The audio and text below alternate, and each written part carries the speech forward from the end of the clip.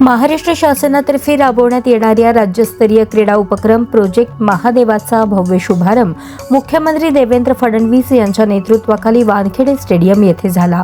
Maharashtra institution for transformation, village social transformation foundation, western India football association, CIDCO आणि राज्याच्या क्रीडा विभागाच्या संयुक्त सहकार्याने हा उपक्रम राबवण्यात येत आहे.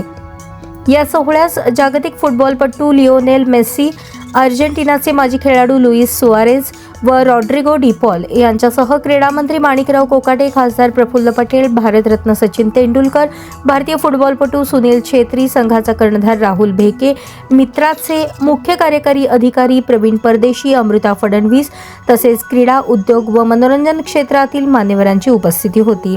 थोडक्यात मैदानावर फक्त चेंडूच नव्हता तर स्टार पॉवरही होती. मिशन ऑलिम्पिक 2026 अंतर्गत महाराष्ट्रातून अधिकाधिक सुवर्णपदके मिळवणे आणि 2034 पर्यंत फुटबॉल विश्वचषकाच्या तयारीचे लक्ष ठेवून प्रोजेक्ट महादेवा राबवण्यात येत असल्याचे मुख्यमंत्री फडणवीस यांनी सांगितले. या प्रकल्पातून नक्कीच दर्जेदार आणि जागतिक पातळीवरील खेळाडू घडतील असा विश्वासही त्यांनी व्यक्त केला.